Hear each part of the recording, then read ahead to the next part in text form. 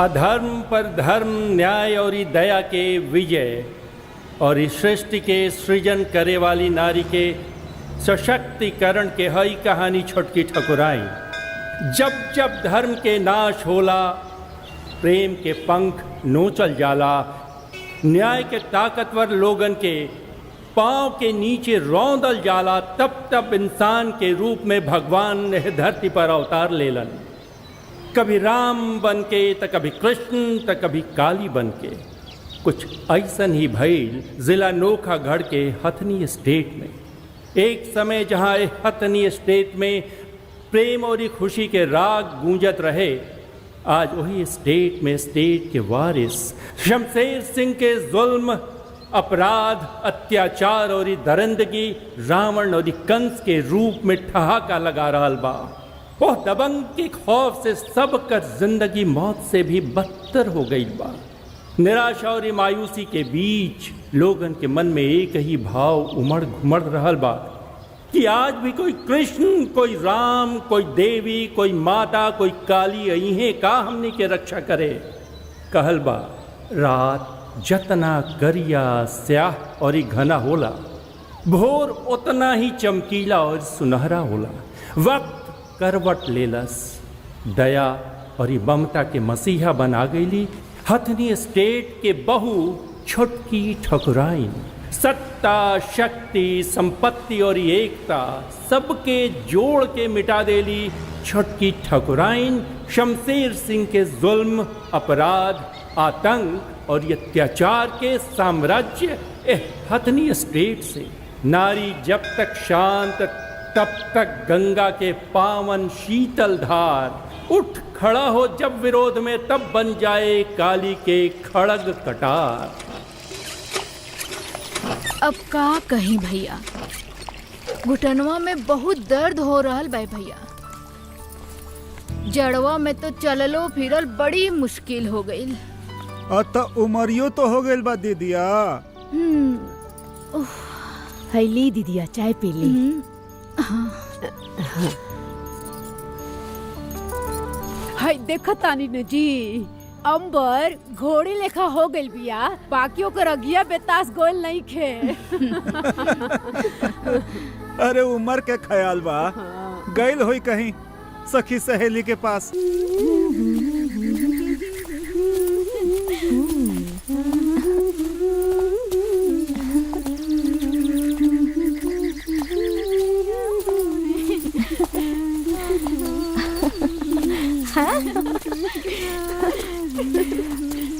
ए सुना, इनका के देखा।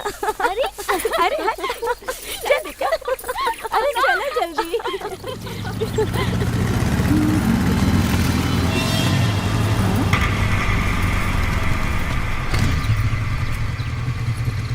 अरे गोरी तोरी चुनरी बा लाल लाल रे।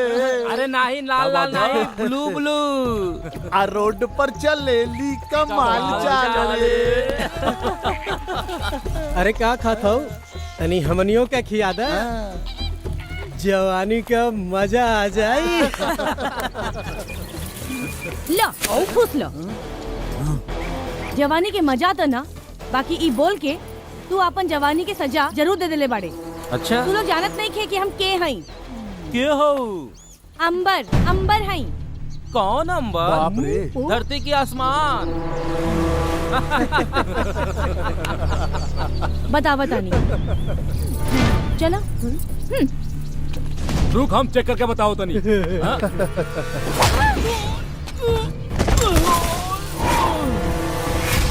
मारा इनको लफंगा कहीं के।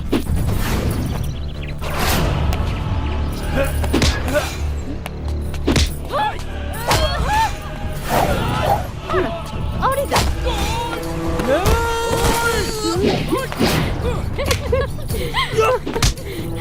अब मजा आई।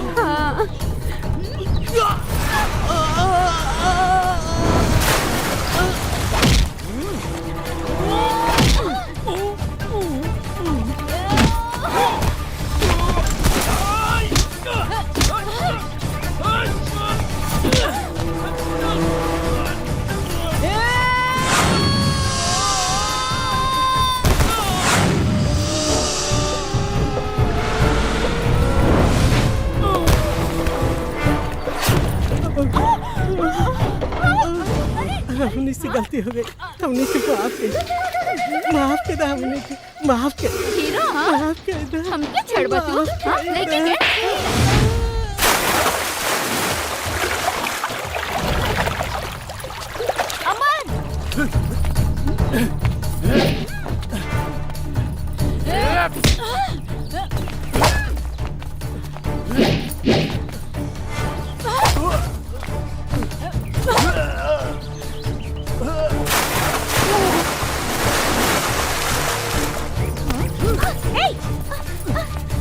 ढेर हीरोइन बनत थाली, आज तो हीरोइन गिरी निकालत थाली। अच्छा ढेर सुनत रहनी हाँ तोहनियों के लफवा गिरी के बारे में। हाँ, आज देखो लेनी आगे से छोड़ के पीछे से वार करता रे तोहरा के तो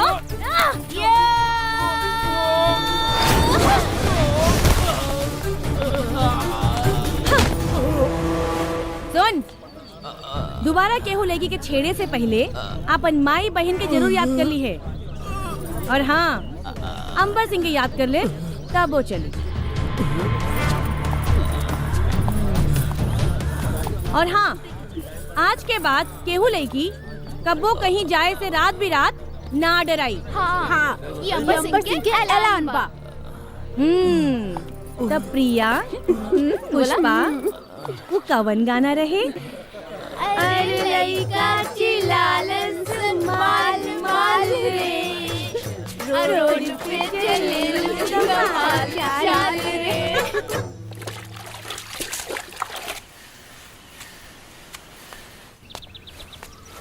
प्रणाम पंडित जी। दीर्घायु भवा, दीर्घायु भवा। आई बैठी। यशस्वी भवा।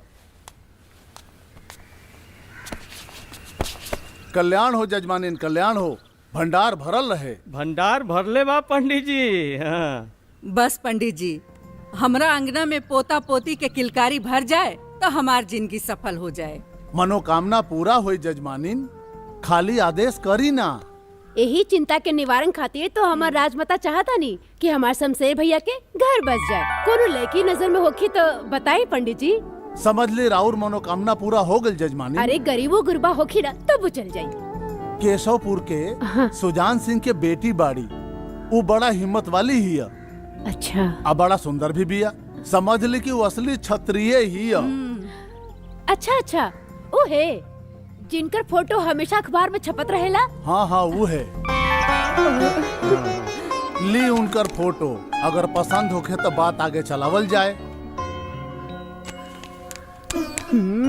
देखिए फोटो तो बहुत अच्छा बा पंडित जी, बाकिर कुंडली में ओकर संतान के जोग कैसन बा? कुंडली में संतान के योग बहुत अच्छा बा जजमानिन। मरे से पहले अपन संतान के मुंह देख लेम ना। रउआ एकदम निश्चिंत रही जजमानिन। ता बात चलाई ना पंडित जी। ठीक बा, कसहू ई ब्याह रउआ तय करवा दी। एकदम ठीक।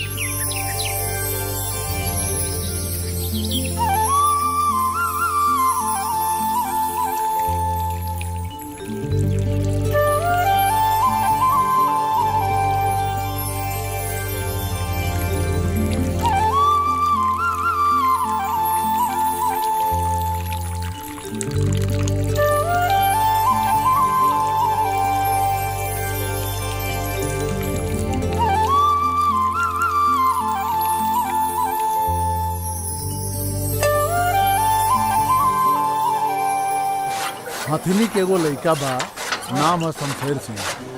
लइका दुआ बाटे बस।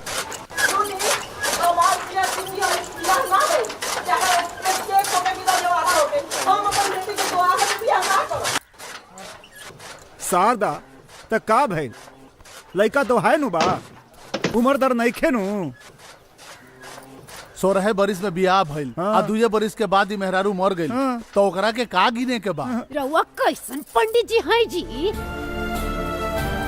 रउआ कहे के मतलब बा कि हम अपन बेटी के गर्दन में सौत के टीका पहना दी। अपन सेनुर टीके से पहले वो अपन सौत के टीको जिंदगी भर। अरे दुल्हन ये मत सोचा, लड़की के ब्याह शादी में लड़की के जिंदगी के सुख देखल जाला। तोहार लड़की ओइजा राज करी। ये मत भूला कि वो लोग स्टेट है लोग। हमरा अपना बेटी के सौत के सेज के सुख ना चाहिए, ना आराम चाहिए, ना चाहिए। हम आनर से बियाह कर दे, बाकी दुआ से कब्बो न करब अपना बेटी के, कब्बो ना।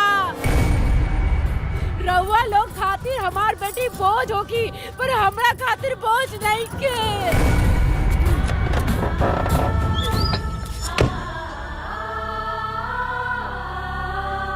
अरे इनकर दिमाग खराब हो गइल बा। अरे सोना के भट्टा ना दिखल जाला पंडित जी, ई शादी रउआ पक्का करा दी। तो समझ जाई बात पक्का जजमानिन। हाँ ठीक बा। राजमाता तो पहले से तैयार बानी।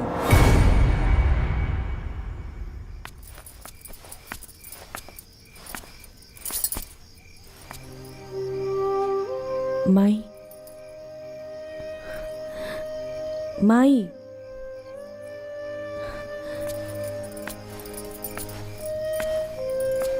माई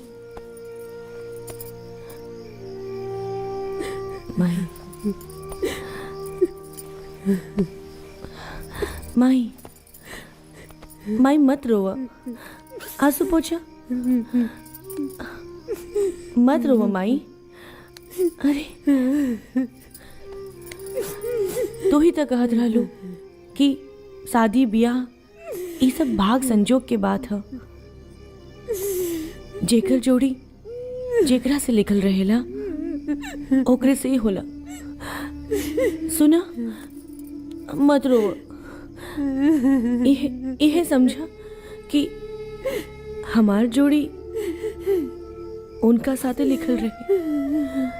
ए माई चुप हो जा, मत रो माई ना।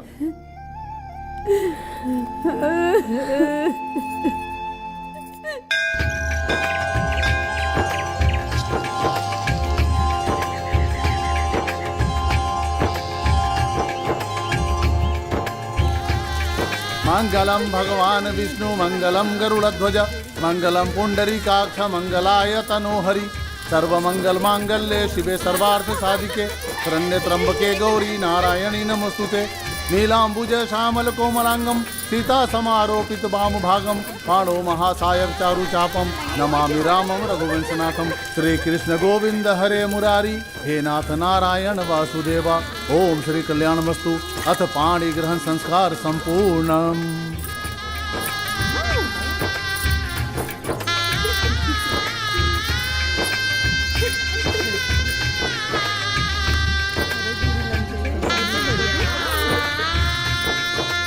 सर्वमंगलमांगल्ये शिवे सर्वार्थ साधिके शरण्ये त्र्यंबके गौरी नारायणी नमोस्तुते।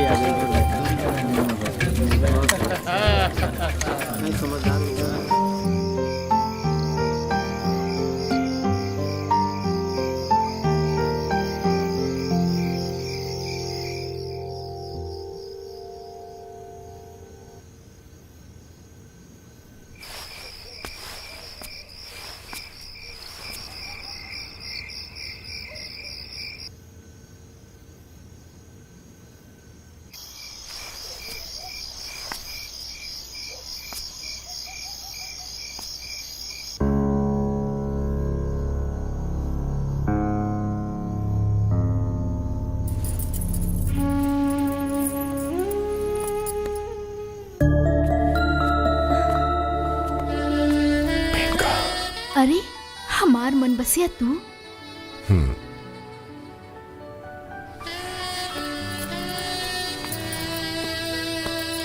हम तो समझ ले रहनी कि हमरा जिंदगी में अब पतझड़ आ गई। अब अब कब हमारी जिंदगी में बाहर के बयार ना बही।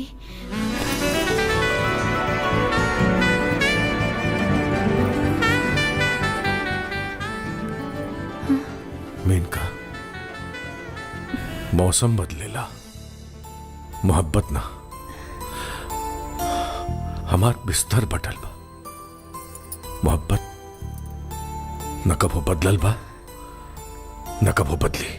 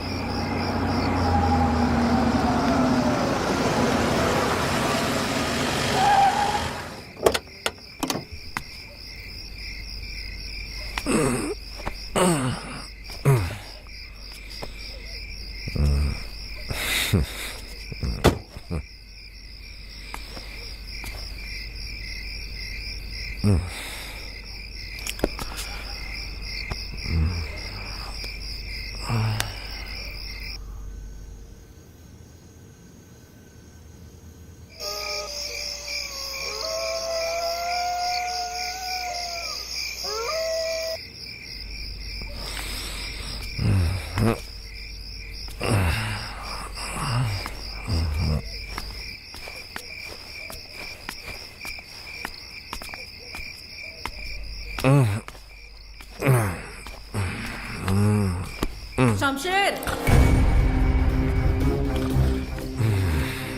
बेशरम, जौना लइका के नईकी दुल्हन आज कोहबर में बैठल होकर इंतजार करत बिया, वो अब घरे आवता। आ गईली एका गंबा। अरे निर्लज, तोरा ई कहा जीभो नहीं खे सटत। कहा था आदमी अपन गलती मानेला और तू? हमार गलती बा मन, हमार गलती बा, तोहार गलती बा। तो ही जानबूझ के हमारा गला में फसरी दिलू भोगा पतो उतारे के खुशी मनावा। आज के बाद हमरा इला गईला पर केहू टोक टाक कैलेस तो ठीक ना हुई। तो सुन ला, जेके ले आयल बाड़ो वहू के बता दा। अरे हम जनती कि हमरा कोखी में जन्म लेवे वाला ऐसन कपूत निकली तो हम जन्मते तोरा के नीमक चटा देले रहते।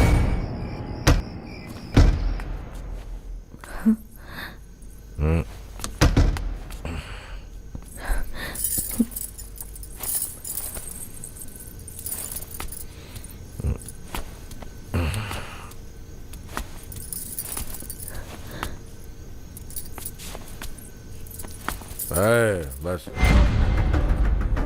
ज्यादा नाटक की जरूरत नहीं है। नाटक की जरूरत नहीं है। एक बात कान खोल के दिमाग में बैठा लो, शमशेर सिंह के छोड़ के बाकी सब पर तोहार अधिकार बा। इसे अपना अधिकार के पंजा हमरा पे चलावे की कोशिश मत करिए, काहे कि शमशेर सिंह की जिंदगी पर एक के अधिकार बा। ओकरे रही।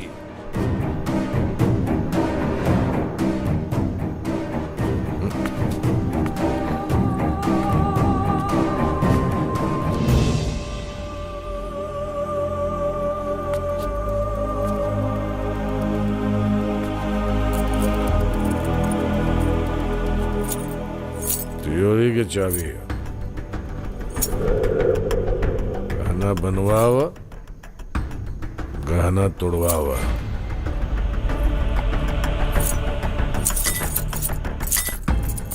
इससे ज्यादा कुछ ना।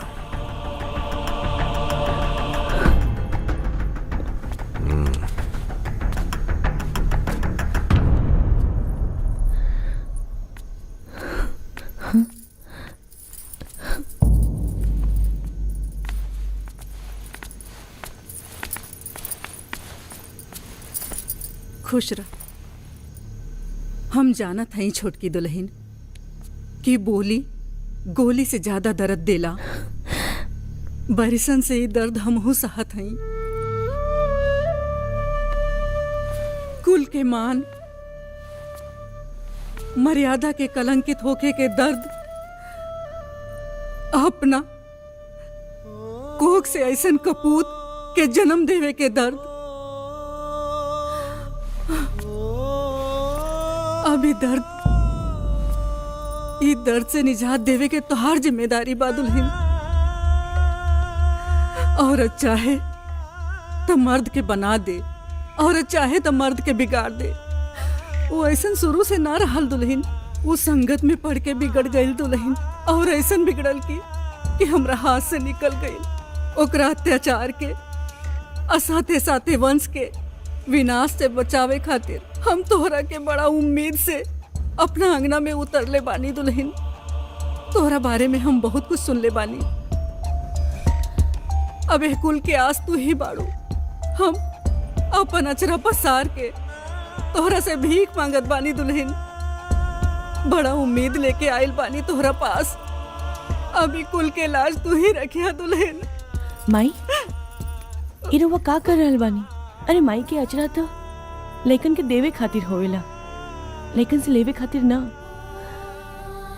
राउर आचर हमरा सर पे हमेशा बनल रहे। हमें खानदान पे कोनो आँच ना आवे दे। रउआ चिंता मत करी।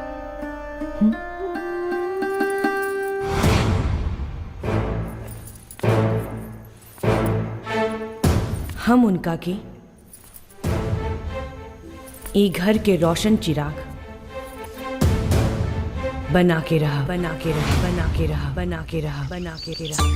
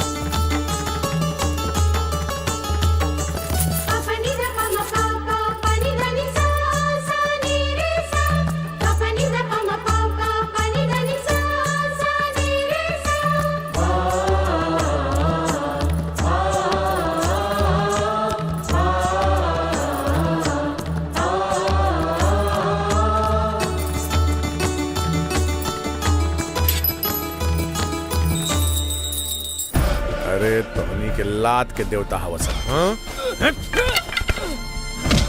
नहीं मालिक, मालिक छोड़ दे उरा के।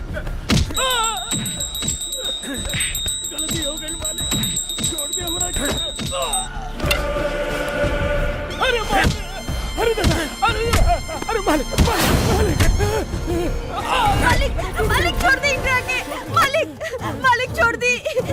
मालिक मालिक मत मारी इनकरा के। मालिक छोड़ दी इनकरा के। मालिक मालिक मालिक छोड़ दी इनकरा के। मालिक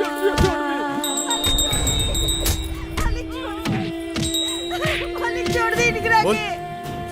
टाण पर वाला जमीन लिखवे कि ना लिखवे? मालिक मालिक वो जमीन हम अपन बेटी के बिया के खातिर रख ले बानी।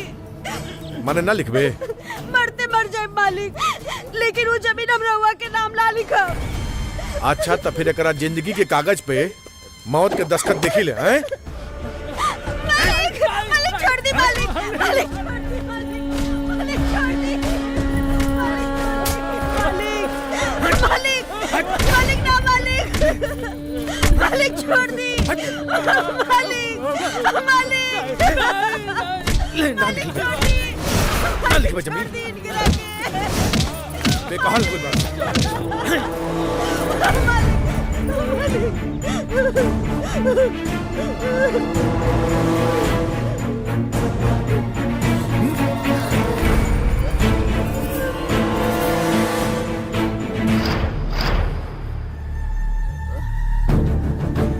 ठाकुराइन तुम ख्याल राखी ये मर जाई। पैर के नीचे आवे वाला कीड़ा मकोड़ा के मसीहा मत बना ठकुराइन। मसीहा बने की कोशिश करबू तई शमशेर सिंह के पावा लोलुहान हो जीबू। जा अंदर जा और ये अंदर के अपन साम्राज्य समारा। बाहर के साम्राज्य हमारा, ये हमारा के समारे था। ठाकुर साहेब ये लोकतंत्र ह, राजतंत्र ना। गरीब मजलूम असहाय लोगन के आह मत ली, ना तो राउर साम्राज्य ढल जाई। इनका के लेके जाई। एक मिनट, हमरा राह के रोड़ा बन के ठीक ना कैलू हो ठकुराइन। ठाकुर साहेब पत्नी पति के रास्ता में रोड़ा ना बल्कि रोड़ा हटावे ली। और रव्वा सचमुच राजा लेखा साम्राज्य बनावल चाहता नहीं तो रोड़ा ना कृपा बरसाई। रव्वा क्षत्रिय हैं, लोगन के सर पे छाव बनी। हमरा के छत्री धर्म सिखेबू हमरा के। अब देखा हम तोहरा के तोहार धर्म कैसे सिखावता नहीं।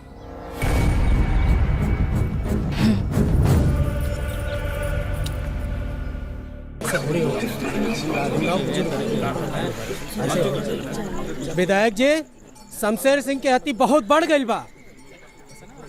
ओकरा के बतावे के पड़ी कि हमनी के चूड़ी नहीं खींचा पहन ले। मतलब तू लोग कानून हाथ में लेबे के चाहता रहा? एकरा सिवा दूसर कौनो उपाय नहीं के विधायक जी। सुरेंद्र भाई ठीक कहा तारे। अपना क्षेत्र में अपना लोग पर अत्याचार होत देख के हमरो खून खोलेला सुरेंद्र।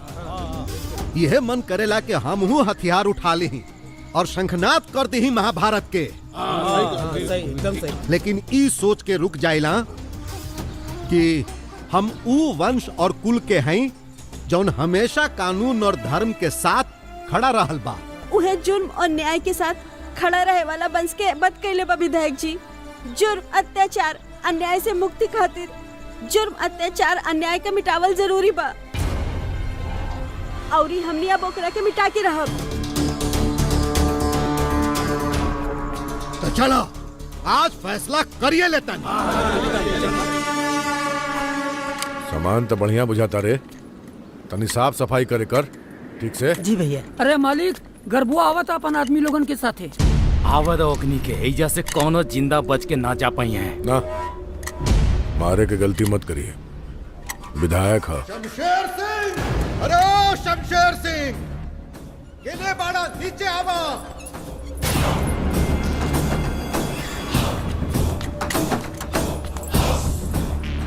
ए विधायक, शेर के माद में आके दहाड़ल ना जाला।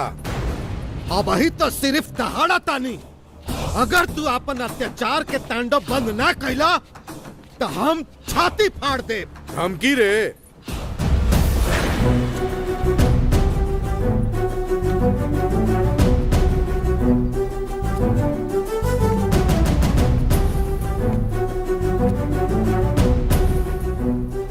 धमकी वो शमशेर सिंह के? धमकी समझला या ज्ञान, बस जौन कह देनी ओकरा ऊपर अमल करिहा, ना त अंजाम खातिर तैयार रहिहा। खून और काल केहू के ना बख्सेला, ना तो तोहरा के बख्सी और ना तुम्हारी कुल के। गर्भू यादव, अब ते दिखबे काल की कमाल। बाहर हूँ गर्भुआ, अरे मालिक का गेले रे। अंदर हूँ नागिन हमार जियल मुश्किल का दलिबिया। जो ना आदमी की हमारा औकात तर है हमारे सामने बात करे के मुदत रहे। गर्भुआ के विधायक बनला के बाद हमरा से जवान लड़ावता। मालिक राउर इजाजत हो तो एगो बात कही। हाँ बोल। अरे बोल ना। रउआ घर संभाली, बाकी चिंता छोड़ दी। मतलब? रउआ छोटकी मालकिन के समझा ली और गरवा के चिंता छोड़ दी। ओकरा के तो हम समझा दे। कैसे? लोग कहेला कि बाप के कंधा पे बेटा के अर्थी के बोझ पहाड़ के बोझ से भी भारी होला।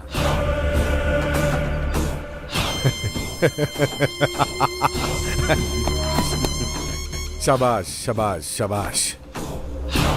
रीढ़ की हड्डी, बुढ़ापा की लाठी। गर्भू यादव, अब तू देख हमरा घोंघा और सितुआ के कमाल।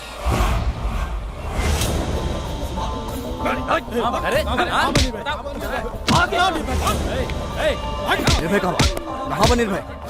नहीं क्या मालूम क्या मालूम?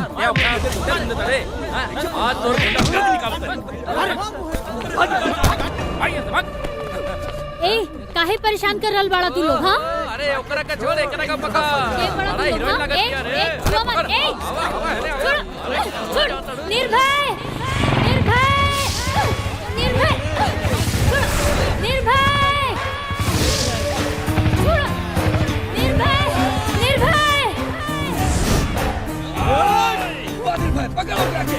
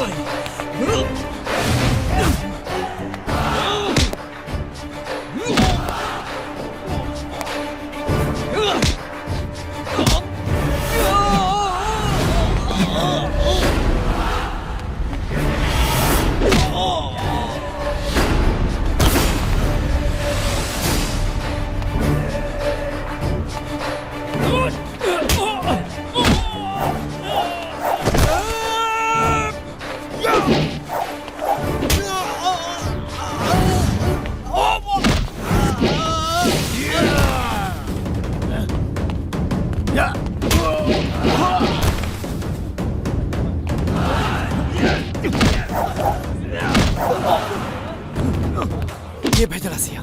निर्भय छोड़ दो ना तो मर जाई। बोल के भेजला सिया तोरा? बोल। शमशेर सिंह।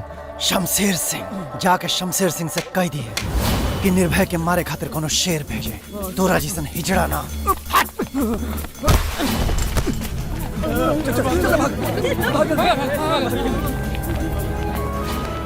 तू ठीक बड़ा ना? अरे कुछ नहीं क्या भाई, आवा चला। तू भी ना? पिया जा असली माल है। हाँ बिहार में बहुत। हाँ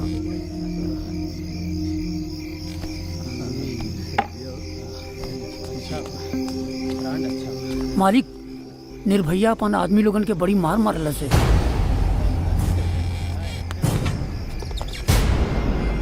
भैया त्योहार हमरा आदमियन पे ना शमशेर सिंह पे कैले बाड़े। अब तो खानदान भी ना बची। क्यों ना?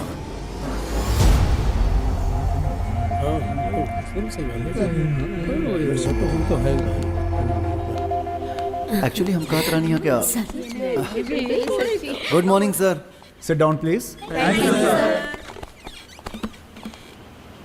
डियर स्टूडेंट्स, आप सबों को इस समय इसलिए बुलाया गया है कि हमारे कॉलेज में अब समर वेकेशन होने वाला है इसी महीने से, यानी कि आपके मस्ती के दिन आ गए। और समर वेकेशन मतलब आप सबकी छुट्टियों के दिन। तो इन छुट्टियों में आप सबकी छुट्टियों को और अच्छा बनाने के लिए जो हमारा प्रोग्राम है, कल्चरल प्रोग्राम, उसमें विभिन्न कार्यक्रमों में भाग लेके नाचेंगे, गाएंगे और थक जाएंगे।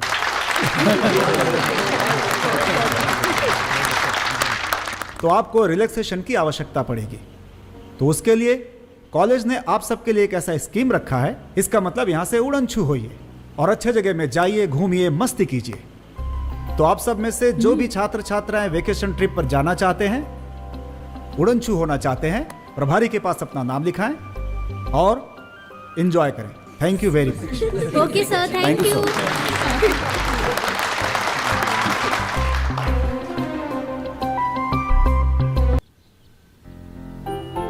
जय हो के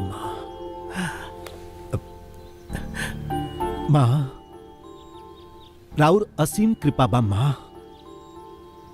माँ हमरा तो बुझाते नहीं खे कि हम सपना देखता नहीं कि साँच है। राउर असीम कृपा बा माँ, असीम कृपा बा।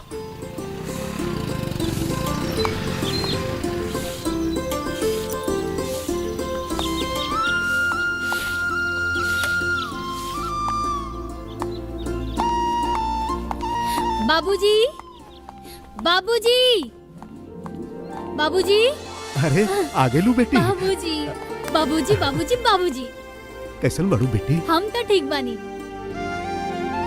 बाबूजी ऐसन का देखता नहीं एक टक, जैसे अपना बेटी के पहली बार देख रहल बानी। बेटी के पहला बार नहीं ही देखत। एगो बाप अपन सपना अपन बेटी में फुलात पहला बार देखता।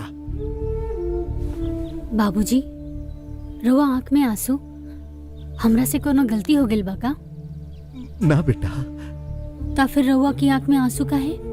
बाबूजी अगर हमरा से कोनो गलती हो गइल होखे ना तो हमरा के डांट ली, हमरा के मार ली। हम आज भी राउर उहे छोट गुड़िया बानी जैसन बचपन में रहली। लेकिन हमरा वजह से रउआ अपना आँखन के, अपना आत्मा के परेशान मत करी, ना तो हम अपना आपके कबो माफ ना कर पाई। ना बेटी ना, ऐसा मत कहो।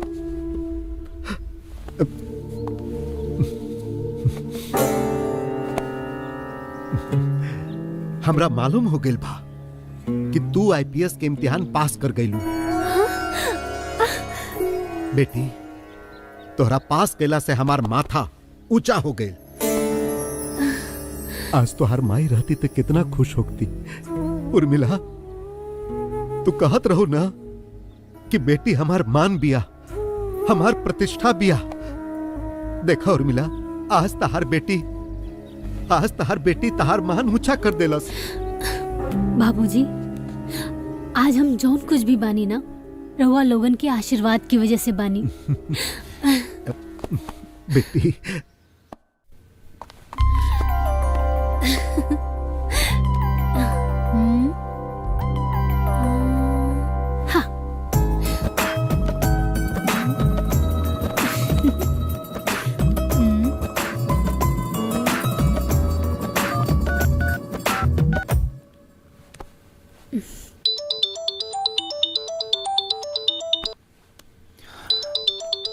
शालू।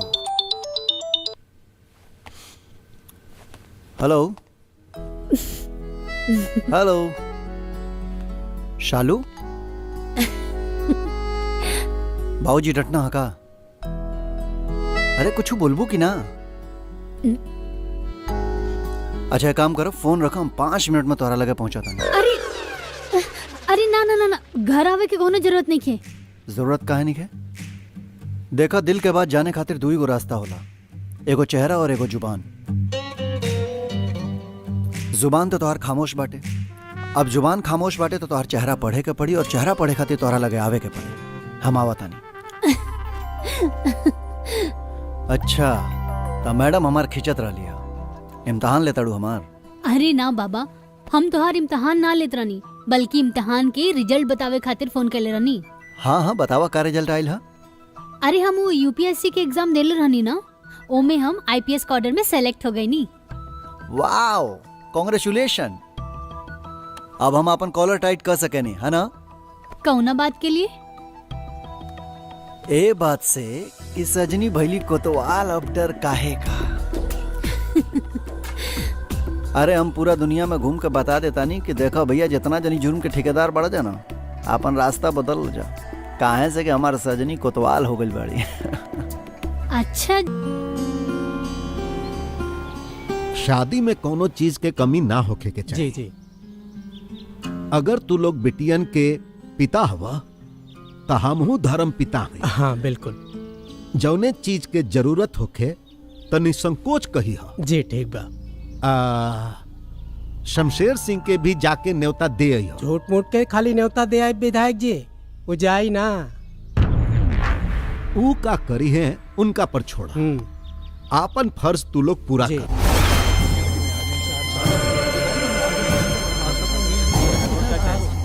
हाँ अच्छा, तो विधायक के सह पर कोर्ट के नोटिस लेके आयल बड़ा सन। नोटिस ना है ठाकुर साहब, ये निमंत्रण है हमनी के बेटी के सामूहिक विवाह के।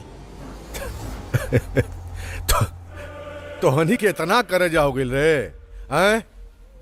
तो हनी के शमशेर सिंह के न्योता लेके आयल बड़ा। न्योता दिहल ना इंसाफी ना है ठाकुर साहब, विदा दी हमनी के विदा करी। विदा तो जरूर करब, लेकिन न्योता लेके ना, टोनी के मौत की नींद सुला के। बस्ती में सामूहिक ब्याह ना, सामूहिक श्राद्ध हुई। सामूहिक श्राद्ध। रे समझ जी, राइफल लेके आओ। अब इन्हें ले आओ तनी। राइफल लेके आओ, बूंदे के 5 साल के सह पर टोनी के 50 साल के राज भुला गिले रे, हैं?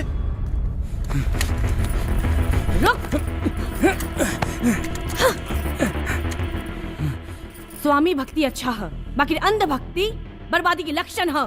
छोटकी ठकुराइन, मालिक के हुक्म के बीच में आके रहुआ ठीक नहीं करत। तो हर मालिक के हुक्म ये हवेली के चौखट के बाहर चली, बाकी हवेली में हमार, और ये हमार हुक्म है, छोटकी ठकुराइन के हुक्म है कि एजा से चल जाओ।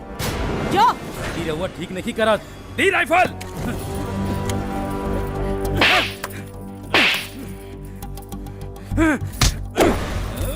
ए, दोबारा सीमा मत लंगी है, ना तो हाथ तोड़ के लेकिन के गुल्ली खेले वाला डंडा बना दे। राइफल तो दूर के बाद चटनी चाटे लायक भी ना रहबे। सुन,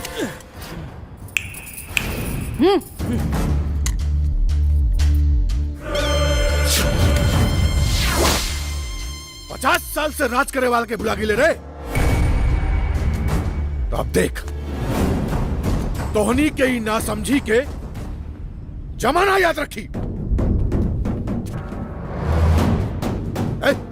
कौन थे सबके?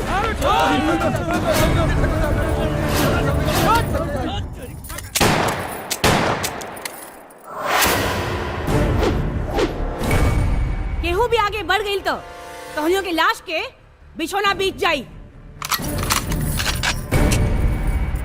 ठकुराइन है, निशाना अचूक बा। छोटकी ठकुराइन, शमशेर सिंह के रास्ता में आवे का मतलब है मौत के गले लगाना। ठाकुर साहेब, मौत से कमजोर लोग डरेला, पाप करे वाला डरेला, हम ना।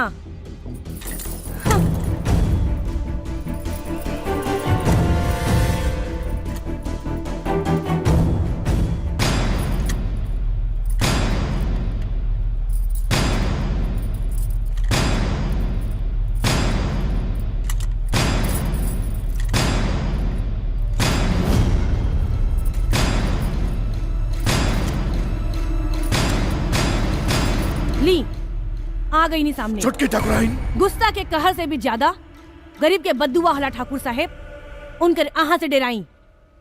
छुटकी ठाकुराइन हम राउर पति हई, पति होके के मतलब समझे नहीं रहुआ। बहुत अच्छा तरीका से। ओकरा बाद भी हमारा निर्णय में बाधा पहुंचाओ तारू। ना ठाकुर साहेब, ना हम अपन पति के रास्ता में बाधा बनतानी और ना परमेश्वर के निर्णय में। हम बस अपन पति के पाप में बाधा बनतानी। छुटकी ठाकुराइन जबान कैंची नियर चलाता। लागता कमजोर नस दब गई। चुप हो जा ना तो एजे टेटुआ दबा दे। एक रे अलावा रहुआ कुछ कर भी ना सकीले। बोली का बात है? काहे खातिर आइल बड़ तू लोग? परसों बस्ती में हमनी के बेटियन के सामूहिक विवाह बा छोटकी ठकुराइन, ओकरी न्योता लेके आइल बनी। ठाकुर साहब के तो पता नहीं खे, पर हम जरूर आई। राउर बड़ी कृपा छोटकी ठकुराइन, बड़ी कृपा। जाई चला लो, चला।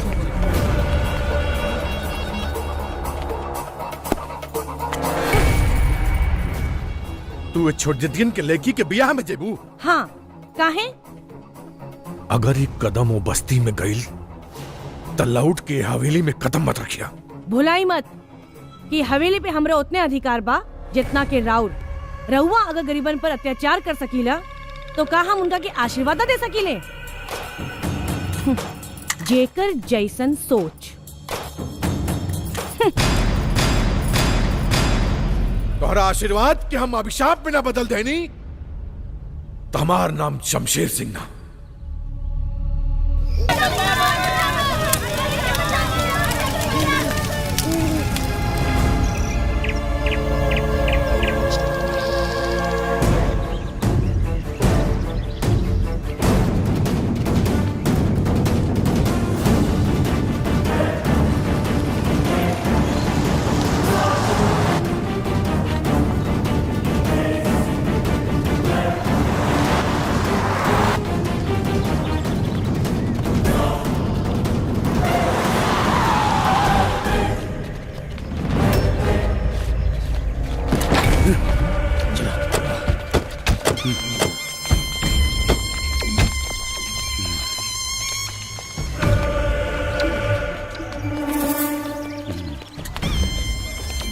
हो यादव जी, बियाह ठीक से बीत गई? हाँ, बहुत अच्छे से बीत गई। बाकी कहे के बाकी बियाह के मातम में बदले के तोहार साजिश बहुत अच्छे से नाकाम हो गई। गर्भू यादव, शमशेर सिंह, पाप के कंठ में उतना ताकत नहीं खे कि वो धर्म और इंसाफ के आवाज के दबा दे। हम कह के जाता नहीं कि अपना के समेट ला घोंघा के तरह खोल में, ना तो अंजाम बहुत बुरा होई। सत्ता शांत बा तो एकर मतलब ही मत समझ लिहा कि वो शक्तिहीन बा। मालिक, चला लोग, हुकुम दी। सिरवाह के खाइल कर, तातल खैबे नू मुंह जर जे। चलो सुनो,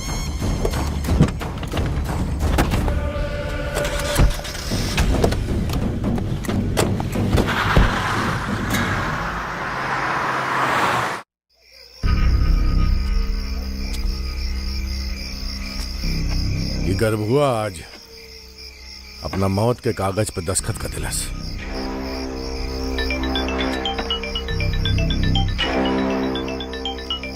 ये ससुरा ये टाइम काहे फोन करा था? का हो आता ना रात के? लालच जवान होके लगल का? हम लालची ना, पर कुत्ता जरूर हैं। यही से अपन वफादारी निभावतानी। बुझावल मत बुझावा, साफ साफ बोला। जौन कुर्सी के नीचे बैठ के तू कुकर्म करत आ रहा, वो कुर्सी चल गई। केकर कुर्सी चल गई? हमार कुर्सी चल गई, और केकर कुर्सी जाई? और सुन ला, अब से जौन भी तांडव करे के होई तनी सोच समझ के करिया। क्या बा तोरा जगह? आशुतोष सिंह, वो सीएम के खास आदमी है। आशुतोष प्रताप सिंह।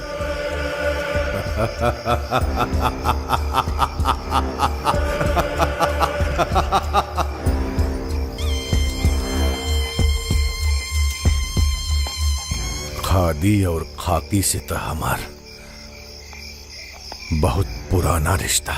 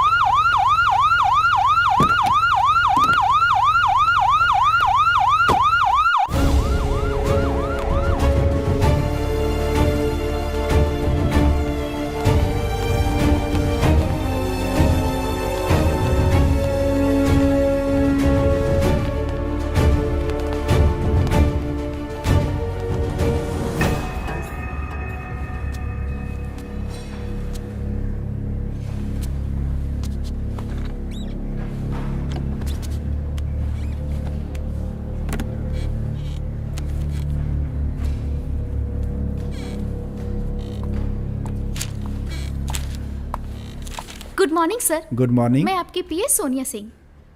सर ये वो फाइल्स हैं जिस पे आपको सिग्नेचर करने हैं।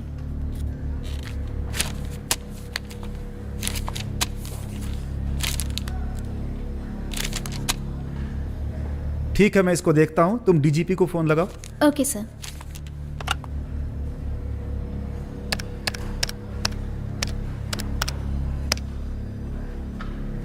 गुड मॉर्निंग सर। सर गृह मंत्री सर आपसे बात करना चाहते हैं। लीजिए सर।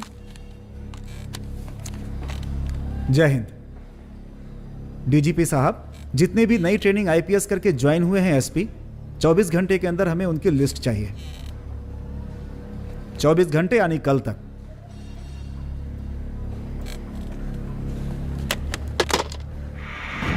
सर राज्य में कानून व्यवस्था दिन प्रतिदिन बिगड़ती जा रही है और पुलिस प्रशासन अपने हाथ पे हाथ धरे बैठी हुई है। आखिर राज्य के बिगड़ी हुई कानून व्यवस्था पर आप कब अंकुश लगाएंगे? सर 2-3 दिन पहले नोखा जिला के दलित बस्ती में आग लगा दी गई थी। क्या मामला है इसका? इस घटना के बारे में मुझे जानकारी मिली है। बहुत ही निंदनीय है यह घटना। इसमें जो भी होगा हम कार्रवाई करेंगे इस पर। सर जनता में काफी आक्रोश है और चर्चा भी है कि इस घटना के पीछे किसी खास व्यक्ति का हाथ है। क्या आप उस पर उचित कार्रवाई करेंगे? कोई भी व्यक्ति हो, यह सुशासन की सरकार है। इस राज्य में निष्पक्ष जांच होगी।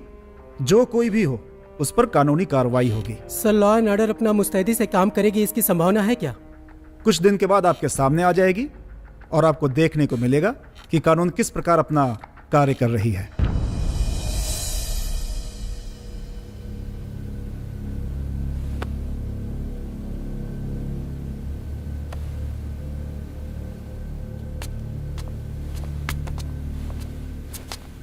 प्रणाम। प्रणाम।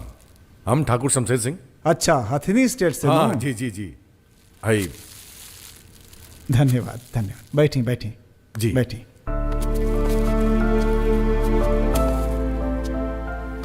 जी असल में बाप दादा के जमाने से ही खानदान के परंपरा रहल बा कि केहू नया मंत्री संतरी आवेला तो हमने के स्वागत सत्कार करे पहुंच जाएंगे।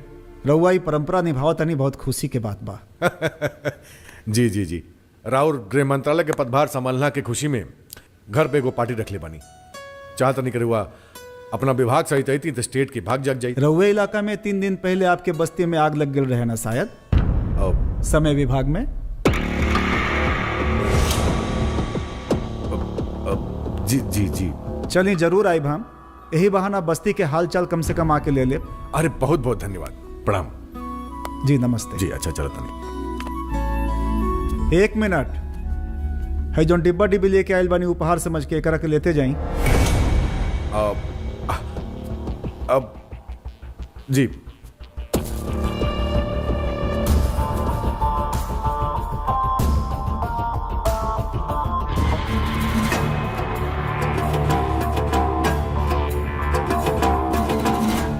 सबसे पहले अच्छे रैंक के साथ भारतीय प्रशासनिक पुलिस सेवा में जो आप सब एसपी बनकर आए हैं हमारे राज्य में, उसके लिए मैं आपको बधाई देता हूं।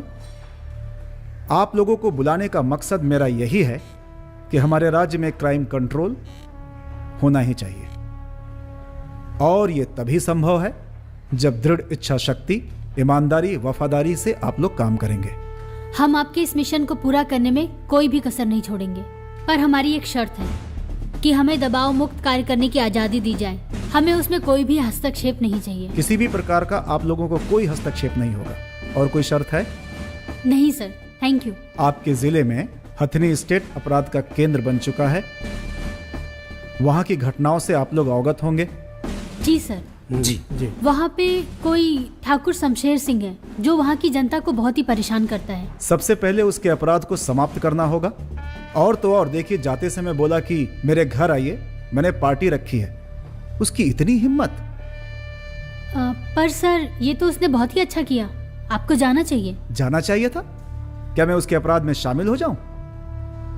सर उसने आपको अकेले नहीं बुलाया है, अपने पूरे विभाग के साथ में बुलाया है, यानी कि आपकी पूरी मिनिस्ट्री, और आपके विभाग में तो हम सब भी आते हैं। तो सर मेरे पास एक आइडिया है।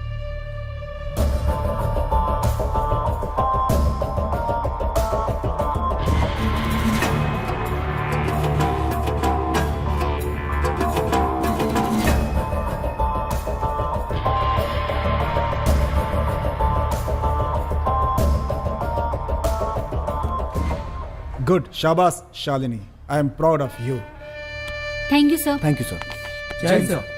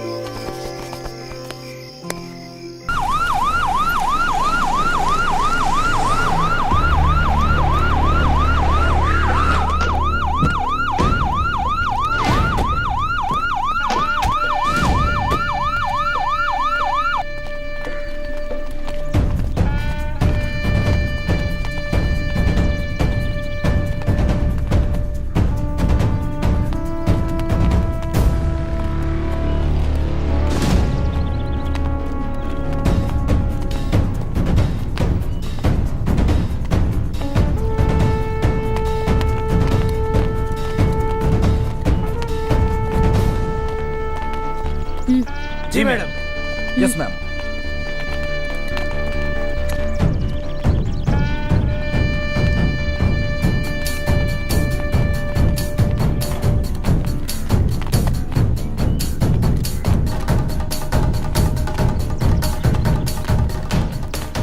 अरे लावा हम मदद तनी बीड़ी पिया। रोज रोज पीड़िया महंगा लगा कौन हो? ए इधर आओ। जी मैडम। शमशेर सिंह कहाँ है? हमरा के नहीं मालूम। तोहरा के नहीं मालूम? सच कहा रानी मैडम, हमरा नहीं पता।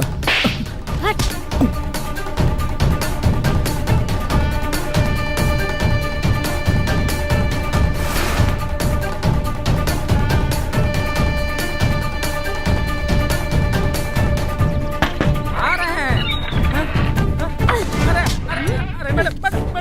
शमशेर सिंह किन्ने बा? हाँ? पकड़ा करके लेके चलो। अरे बाबू, अरे छोड़िए, कुछ नहीं है।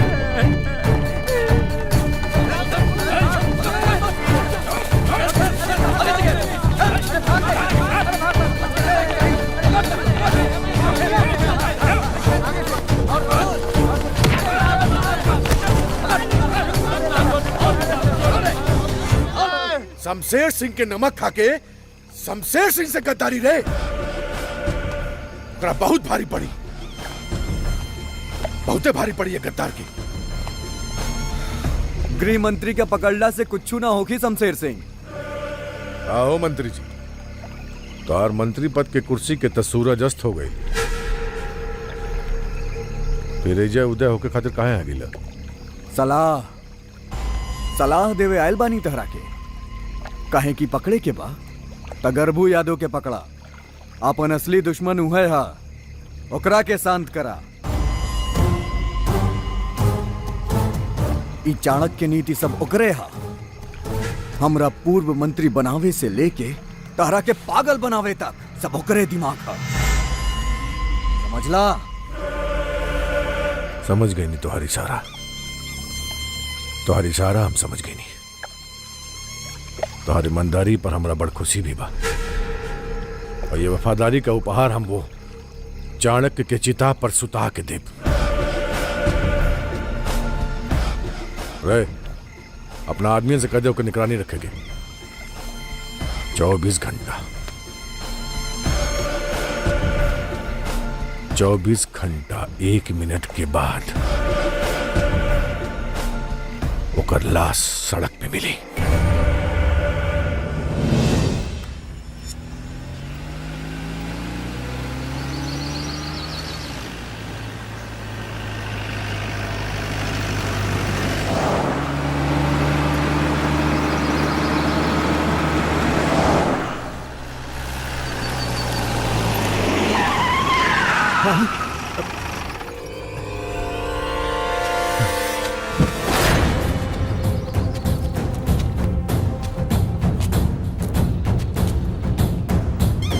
चला रे, मार साले के गोली, भागा, मार मार गोली, मार मार मार, भागा, मार गोली, साले का विधायक, मार मार रे गोली, रुक रे, पहले हम मारा।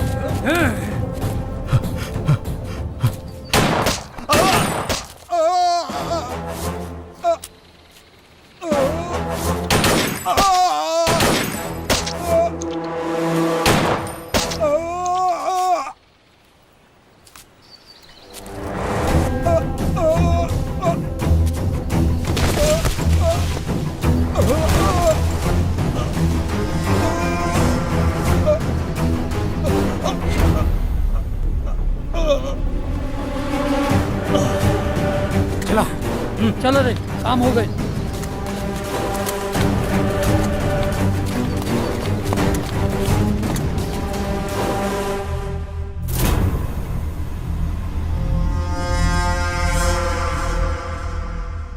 गर्बू यादव, गर्बू यादव, गर्बू यादव, गर्बू यादव, गर्बू यादव, गर्बू यादव, गर्बू यादव, गर्बू यादव, गर्बू यादव जिंदाबाद, गर्बू यादव जिंदाबाद।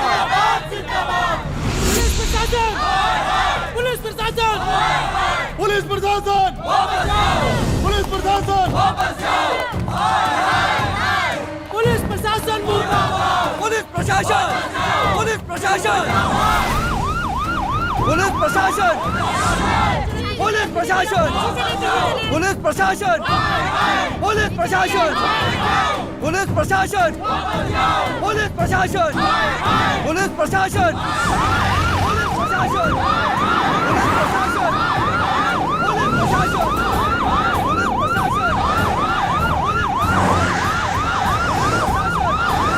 पुलिस प्रशासन, पुलिस प्रशासन, पुलिस प्रशासन, पुलिस प्रशासन, पुलिस प्रशासन,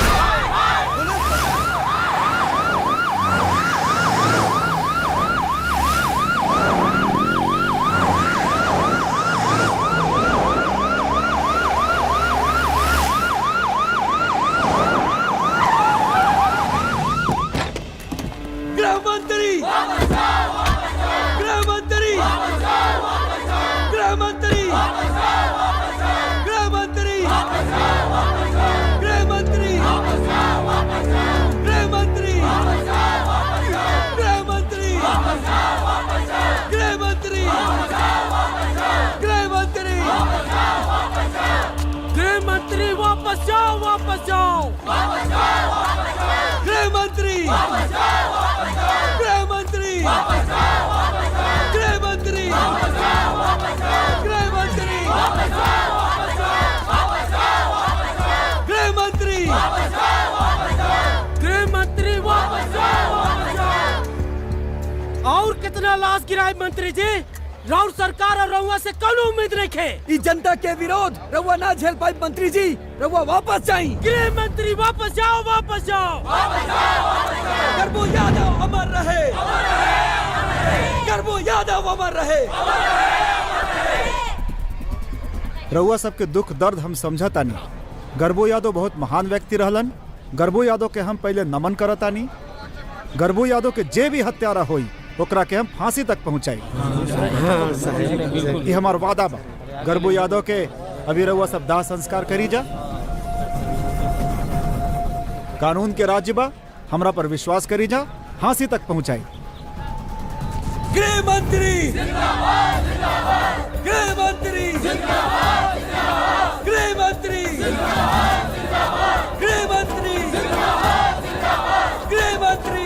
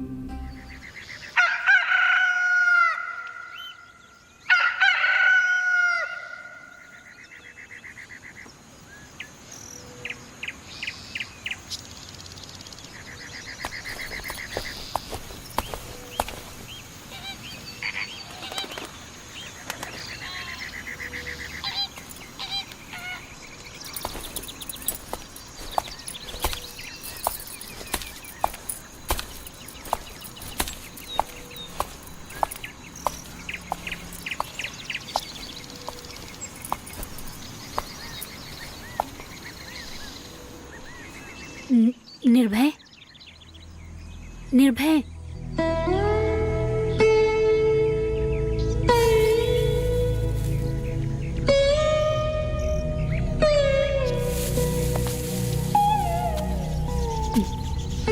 शालिनी, अब तो साया के पीछा कल बंद कर दो। साया तो हम है जे अपन आकृति के पीछा कबो न छोड़ेला। हमरा जिंदगी के अब कोनो भरोसा नहीं है। तोहरा सामने एगो बहुत ही सुनहरा भविष्य बा। हमरा नाम के स्लेट पर लिखल अक्षर की तरफ मिटा द शालिनी। काश, काश की निर्भय नाम कोनो स्लेट पे लिखल अक्षर होई। इ त हमरा दिल पे लिखल पत्थर के लेखा अमिट बा, जौना बड़ा से बड़ा तूफान भी एकरा के ना मिटा सकेला। ना मिटा सकेला तो तू मिट जेबू शालिनी। मंजूर बा, काहे कि जिए खातिर जान चाहिए, जान खातिर अरमान, और अरमान के फुलाए खातिर तो हर मुस्कान चाहिए। जब तो हर मुस्कान ही ना रही तो हम जी के का करब।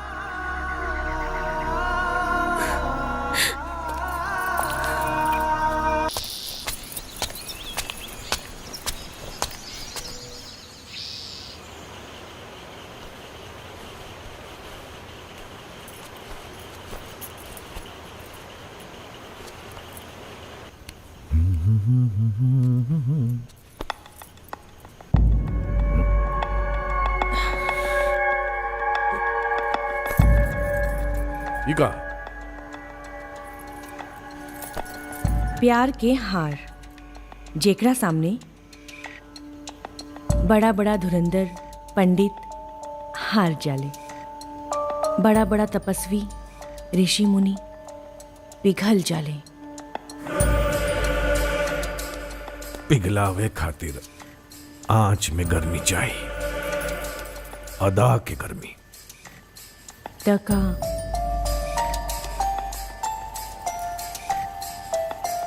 जवानी और अदा के पूरा गर्मी सिर्फ ओकरे में बा जे हमार सौत बनल बिया,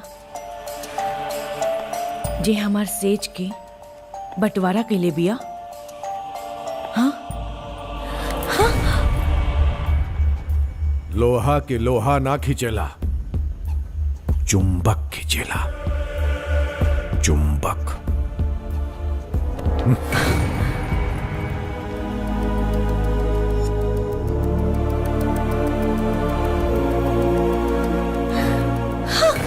लोहा के लोहा ना खींचेला, चुंबक खींचेला, चुंबक। लोहा के लोहा ना खींचेला, चुंबक खींचेला, चुंबक।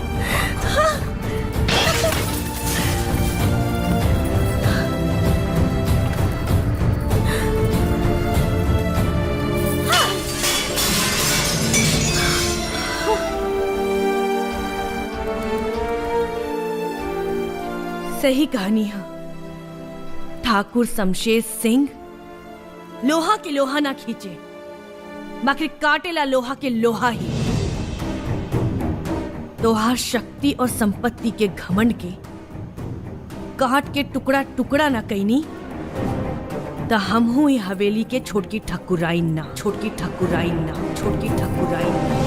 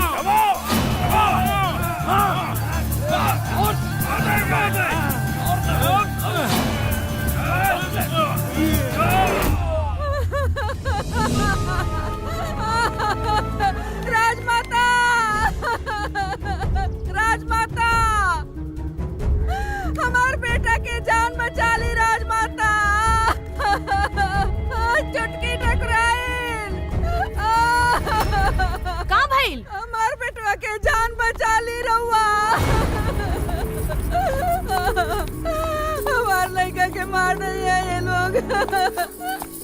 अपन सुहा के हमार बेटवा के मारे से रोक ली छोटकी ठकुराइन। हमार बेटवा के जान बचा ली छोटकी ठकुराइन।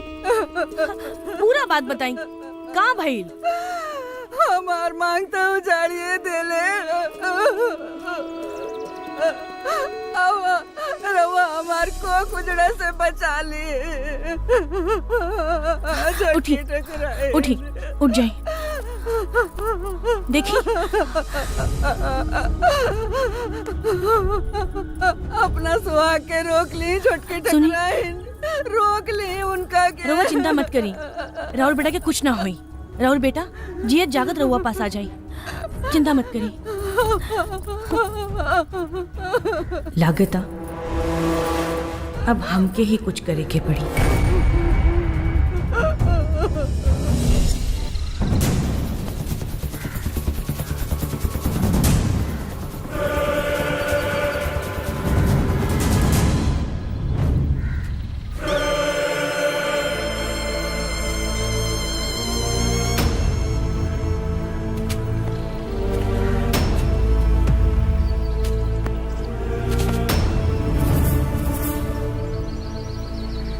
भय नहीं की रे हमार, निर्भय नाम है हमार।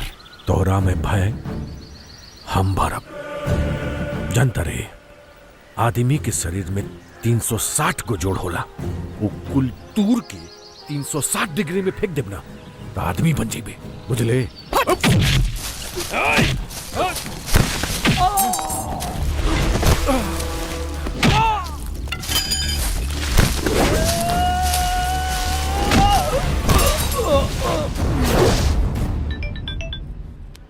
जी हम हथनी स्टेट के छोटके ठकुराइन बोलतानी।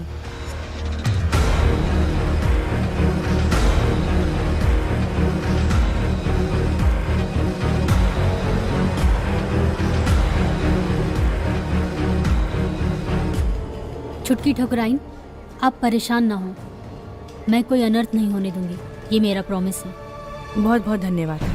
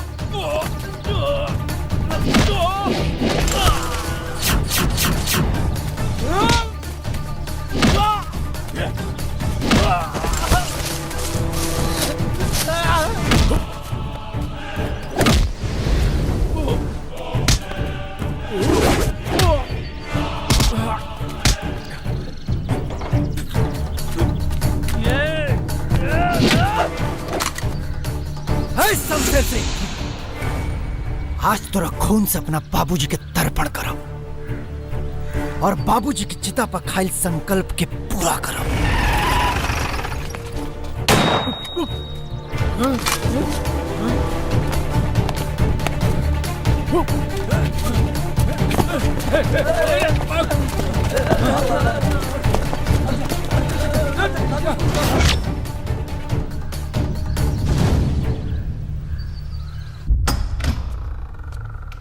जी प्रणाम।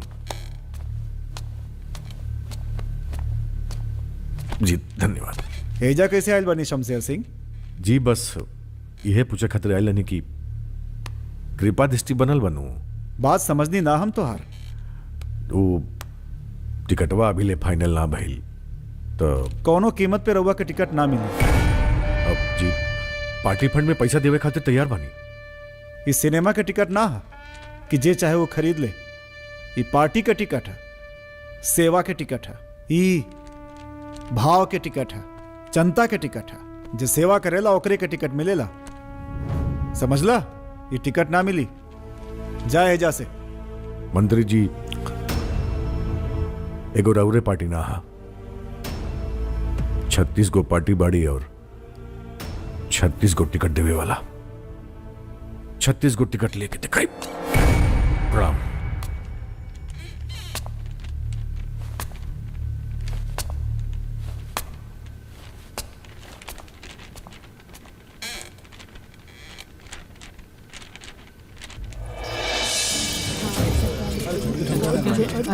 प्रणाम। प्रणाम। नमस्ते नमस्ते नमस्ते नमस्ते।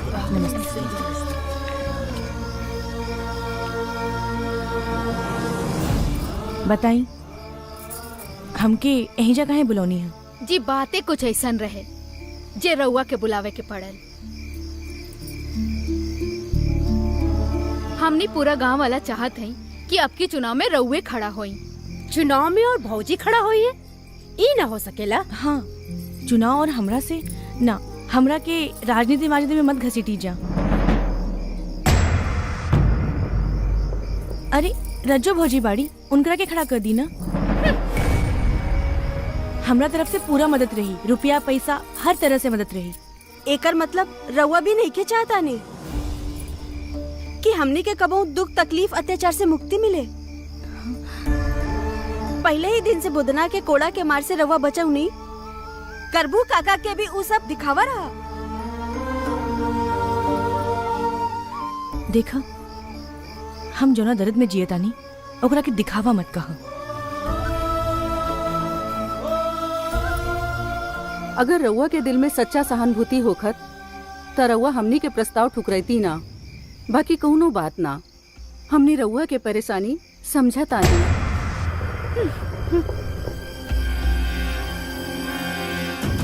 जल में रह के मगर से बैर,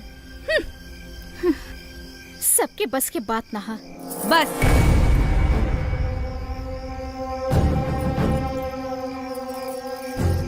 छुटकी ठकुराइन के ना अपना दुख की चिंता हो, ना अपना मौत के भय।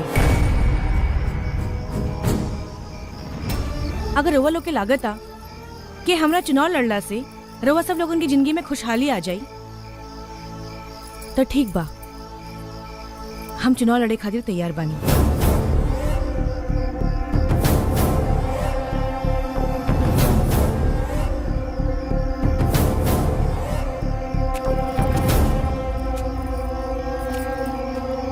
नॉमिनेशन कब है? रुका छटके ठकुराइन।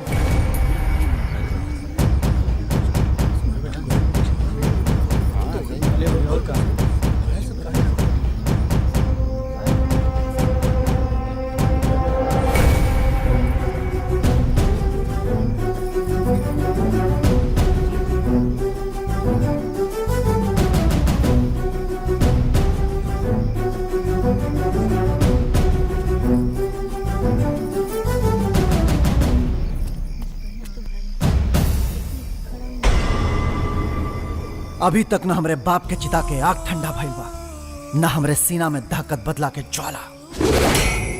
ये लोग लाचार बाटे, मजबूर बाटे, पर निर्भय सिंह ना। अरे हम कैसे भूल जाएं कि हमरे माई के विधवा और हमरा के अनाथ बनाए वाला के वौर ना तो हर पति शमशेर सिंह बाटे। हमरा दुआरी से तो के मदद का भीख भी ना मिली छोटकी ठकुराइन। निर्भय बेटा, छोटकी ठकुराइन हमनी के मदद करे आइल बानी। इनकरा के हमनी बोलौनी है। छोटकी ठकुराइन शमशेर सिंह के खिलाफ इलेक्शन लड़े खातिर तैयार हो गइल बानी। तो ठीक बाटे, तो लोग करा जाए इनका मदद, पर यूथ हमरा साथे बाटे। और जब तक हम शमशेर सिंह के साम्राज्य के तहस नहस ना कर देब, तब तक हम चैन से ना बैठा। जय राम जी की।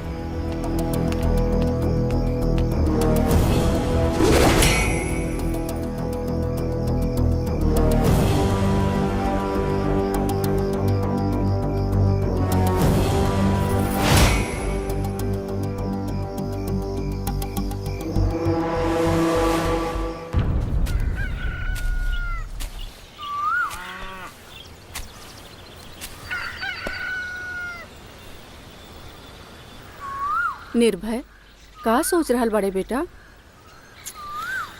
कुछ न माई। बेटा तारा के छोटकी ठकुराइन के मदद करे के चाहिए। सुन माई, जेकर मरद हमरा बाबूजी के मरवावलस, तू ओकर मदद करे कहता रे? ये हमसे कभी ना होई, कभी ना होई। बेटा तार बाबूजी हमेशा सत्य के खातिर लड़लन, असत्य के खातिर ही उनकर जान चल गई। आज छोटकी ठकुराइन भी सत्य के खातिर ही लड़ रहल बानी। तोहरा के उनकरा मदद करे के पड़ी। तारा अपन माई और बाबूजी के कसम बा, बाकी तहार मर्जी।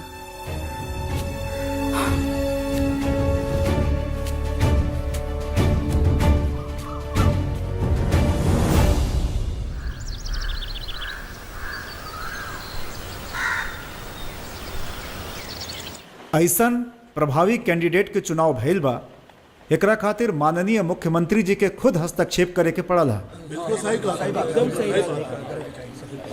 शांत रही जा, शांत रही जा। आज के मीटिंग यही उद्देश्य से बुलावल गईल बा।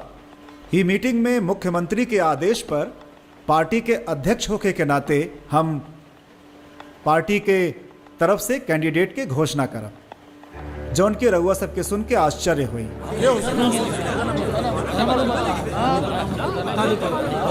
मंत्री जी, ऐसन केकर नाम बा जेके सुन के लोग आश्चर्य करी हैं? शमशेर सिंह के। मंत्री जी, पार्टी का आप गुंडा लोग के टिकट दी। का नेताजी, हमनी के पार्टी के बीच में कोनो ऐसा योग्य उम्मीदवार ना रहे का नेताजी, ई फैसला से तो सरकार की छवि धूमिल हो जाई। शमशेर सिंह के पत्नी के टिकट देला से न सरकार के प्रतिष्ठा धूमिल हुई, न पार्टी के प्रतिष्ठा धूमिल हुई, न मुख्यमंत्री के प्रतिष्ठा धूमिल हुई। ओ मतलब टिकट छोटकी ठकुराइन के दिहल जात बा? छोटकी ठकुराइन के टिकट देवे के इरादा एकदम जायज बात है। ई तो बड़ा निमन फैसला बा नेताजी, पर का वो अपने पति के खिलाफ खड़ा हुई है? बात हो गई बा। उम्मीद बा कि छोटकी ठकुराइन चुनाव लड़ी हैं। नेताजी ऊ खड़ी हो जाई हैं तो शमशेर सिंह के जमानत जब्त हो जाए। तो फिर आज से रउआ सब पार्टी के नया उम्मीदवार जे छोटकी ठकुराइन बाड़ी, उनका जितावे खातिर कमर कस लीजा, काहे कि पार्टी के प्रतिष्ठा के बात बा।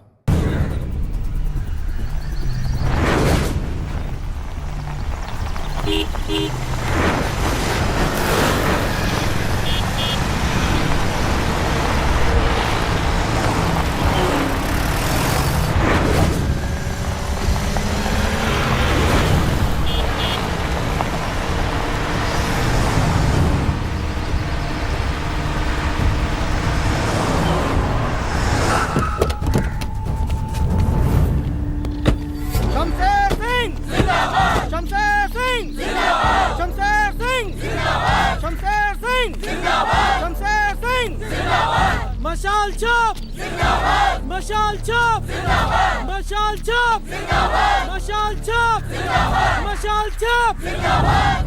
जीतेंगे भाई, जीतेंगे, जीतेंगे भाई, जीतेंगे, जीतेंगे भाई, जीतेंगे, जीतेंगे भाई, जीतेंगे, जीतेंगे भाई, जीतेंगे। प्रणाम बाबूजी। नमस्ते, अब? नमस्ते, नमस्ते। हाँ, हमनी के रहुए पक्का नू? हाँ, पक्का। हाँ, हाँ, पक्का। ऐ शाबाश। ओ ले ले ले ले ले। हमारा नेता चल। कैसा हो? हमारा नेता कैसा हो? हमारा नेता कैसा हो? हमारा नेता कैसा हो? प्रणाम बाबूजी। अब वोट दिया ही नू? पक्का नू? हाँ, सब ठीक। हाँ, ख्याल से। ठीक बा। रहुए जरूर दिया, जरूर जरूर। चल चल। हमारा नेता कैसा हो? हमारा नेता कैसा हो? आओ प्रणाम। करा के वोट देबा? रहुए के दिया मालिक। पक्का नू? हाँ।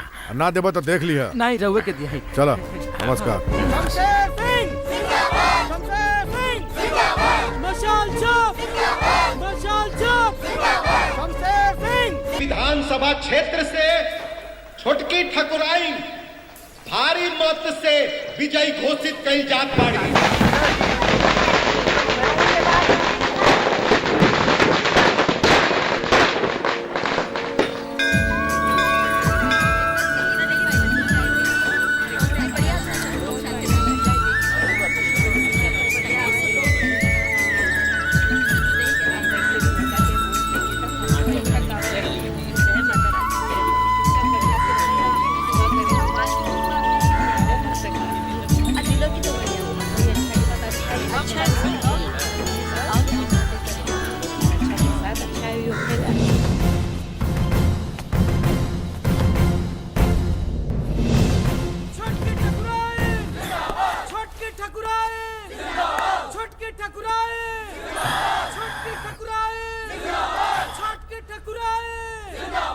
अरे खिड़की दरवाजा बंद कर, जल्दी जल्दी बंद कर खिड़की दरवाजा। ठाकुर साहब, है जो जिंदाबाद की आवाज आवता, कहीं देख रहा के बंद करा दी। जवन करे के बाद जल्दी कर। हाँ। बाकी वो गेट के भीतर ना होवे की चाहिए। जब ठाकुर साहब, शोर के बंद करावल नामुमकिन बा। नामुमकिन के मुमकिन करे हमके आवेला। पिघलत शीशा नियर कान में पड़ा था, जो जाके जल्दी बंद कर। जाता टी मालिक।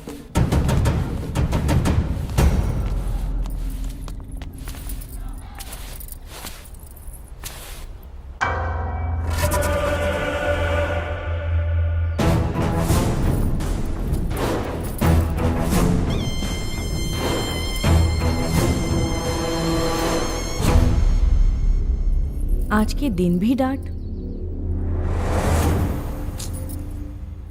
हम कितना बदनसीब बानी कि इतना शुभ दिन पे, जहां पूरा गांव समाज हमरा जीत के जश्न मना रहल बा, वहां हम अपना घर में ही हार गई नी।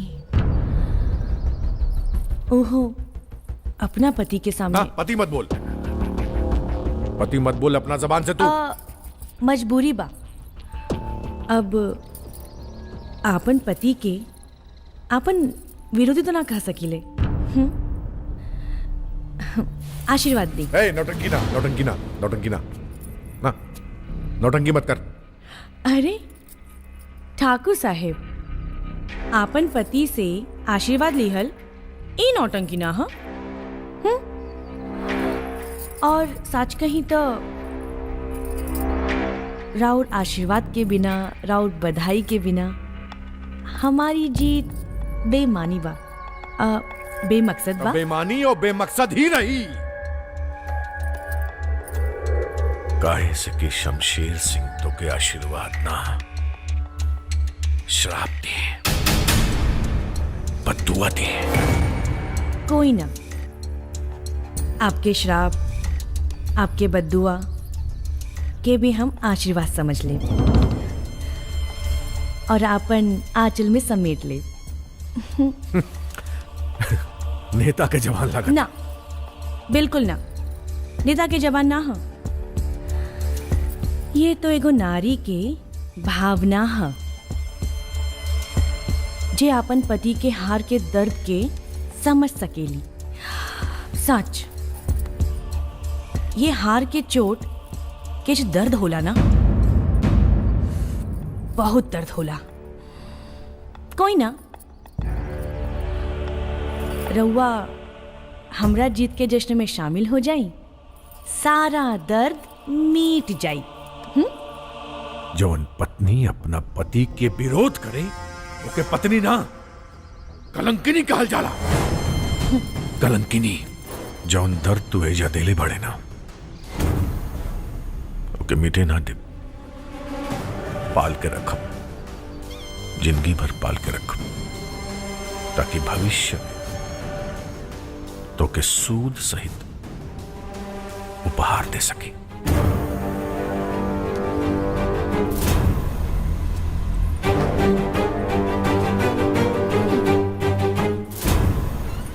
मालिक, राव इजाजत होते को बात कहीं। रउआ छोटकी मलकान पे बेकार बिगड़ गई है और और पत्नी है, ये हथनी स्टेट के महारानी है। उनके जीत पे तो रउआ के बधाई देवे के चाहिए। दुश्मन के बधाई तुम्हें कहता रे हैं? दुश्मन ऊ नहीं की, दुश्मन केहू और बा जे रउआ के खिलाफ उनकरा के इस्तेमाल कैले बा। कंधा उनके जरूर बा, लेकिन बंदूक केकरो और हाथ में बा।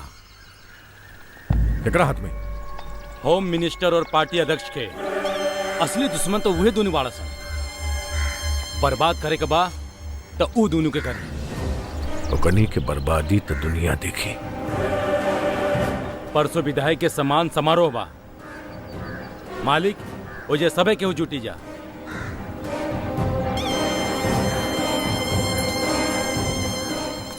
सम्मान समारोह। हम दिल से धन्यवाद करल चाहतानी रउआ सबके इतना प्यार और सम्मान देवे खातिर।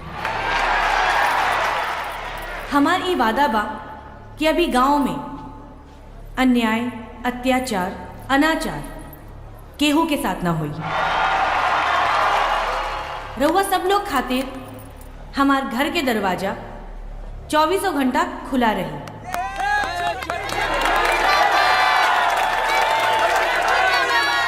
हमरा अफसोस बा कि जवन गांव वाला के जमीन हमरा पति के पास गिरवी बा वो हम ना दिला सकीले। बाकी ओकरे बदले हथनी स्टेट के पूरा जमीन हमें गांव वालन के नाम करतानी, जेकर कार्रवाई बहुत जल्द शुरू हुई। आपन आशीर्वाद ऐसे ही। धन्यवाद।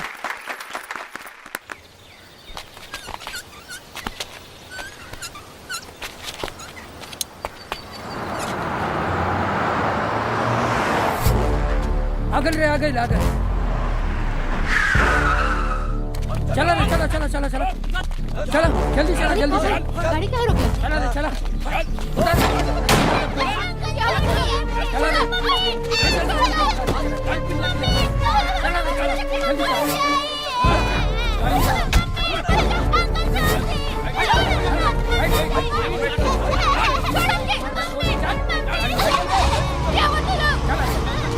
बैठा बैठा बैठा जल्दी करा।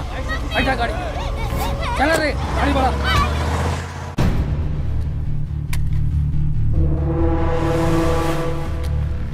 चल रे चल। आज तोरा पता चले। चल अभी नहीं। छोड़ हमरा के। स्वागतम स्वागतम। छोड़। गृह मंत्री के ओरिजिनल होम मिनिस्टर साहिबा शमशेर सिंह के संसद में राहुल स्वागत बा। हे आराम से, कलैया मुचुक जाई। तोहरा पता नहीं खे कि तू केकरा के उठा के ले आइल बड़ा। हमरा पति के अगर मालूम चल गई ना तोहर जान बचल मुश्किल हो जाई। मुश्किल तो ओकरा हो जाई जब ओकरा पता चली कि ओकर मेहरारू और लड़का हमारा कब्जा में बा। इलेक्शन के टिकट ना नु दिले रहे हमरा, तब होगी। लगाओ फोन, लगाओ फोन, लगाओ। ना, हम तोहर हुकुम के गुलाम नहीं खी। अच्छा तो हुकुम के गुलाम बनावे हमरा आवला। कितना सुघर लड़का बा। आ बच्चा आजा आजा। ए शाबाश। ए हमार बेटा के मत छुआ तू। ले ले ले ले रुक जा। हम फोन करता नहीं। हाँ लगा लगाओ फोन, लगाओ। छोड़ो के।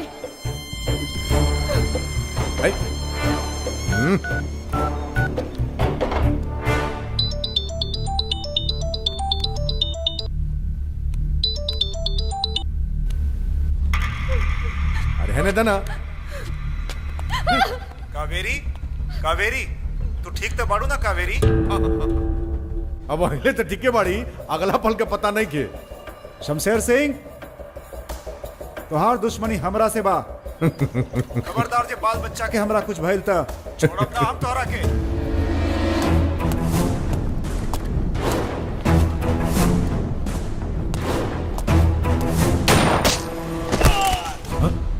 Hello hello hello.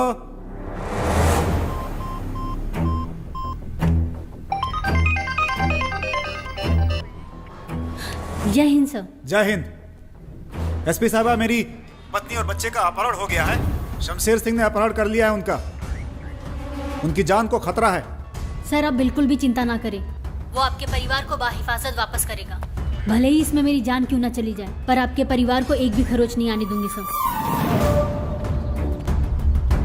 Shamsher Singh, तुम जहां हो, जिस पोजीशन में हो, रुक जाओ।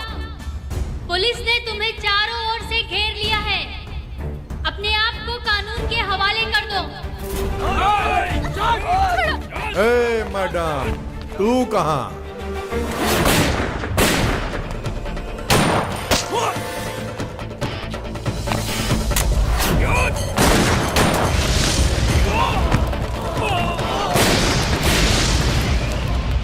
एसएसपी साहिबा, वापस लौट जा, ना तो हमरा अंगुरिया के एक इशारा से खोपड़िया का मलिद्दा फट जाई।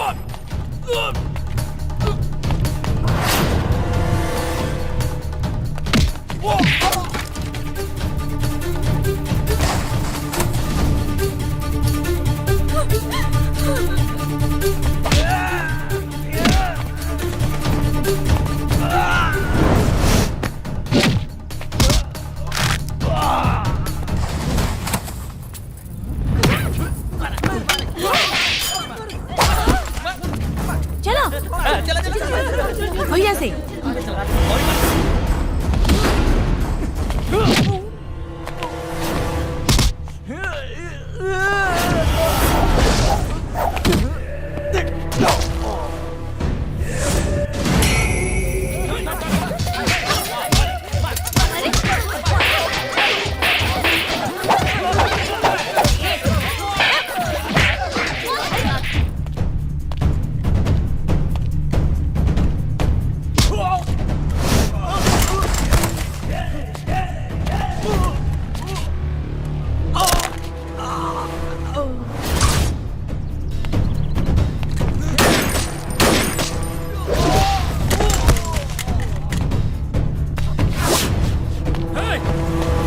गले लेकिन बच के ना जा पाई बे। हाँ, आज तोरा का ना छोड़ा, समझ ले।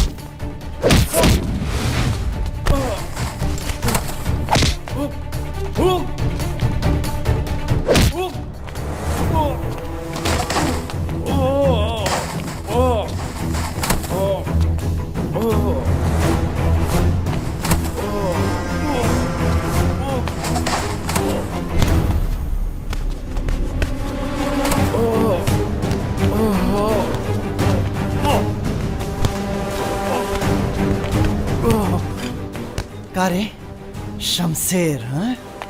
शमशेर सिंह हमरा बाबूजी के मरले रहले, हमरा बाबूजी के मरले रहले सारे। उठ! उठ! उठ! उठ! आज हम तो के जिंदा ना छोड़ब सारे।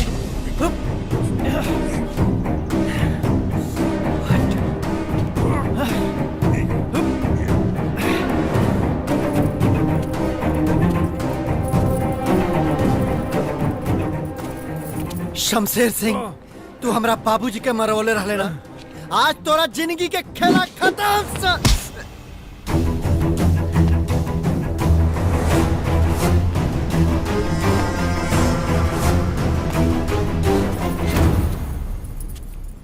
रुक जा निर्भय, कानून के अपना हाथ में मत ला। जौन गलती ई कइले बा ऊ गलती तू मत करा, न त इकरा में और तोहरा में फर्क रह जाई।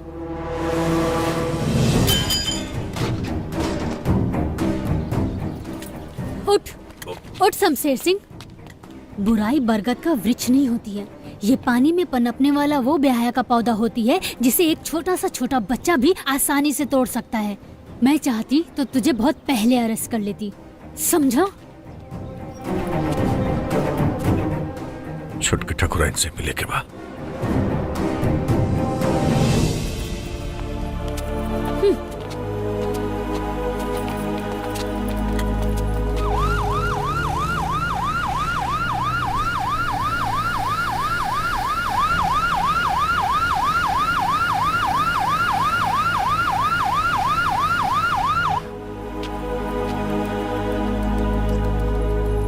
कौन मुझसे माफी मांगी?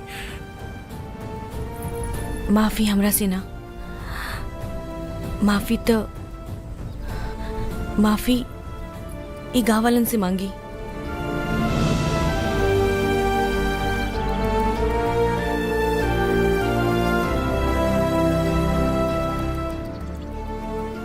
रउआ ई लोग के गुनेगार बानी, राजमाता के गुनेगार बानी, आपन पुरखा पुरनिया के गुनेगार बानी। हम समझी ना पौने की लोग के तनाशा बन के ना, बल्कि रहुआ नियर दिल पे राज करके बनल चला।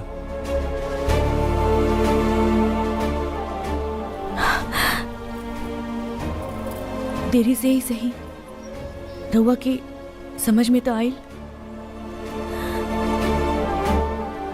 पश्चाताप से ही आदमी शुद्ध हो गेला। चला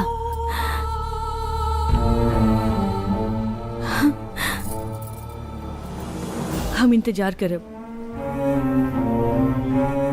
एगो नया जीवन की शुरुआत करे खातिर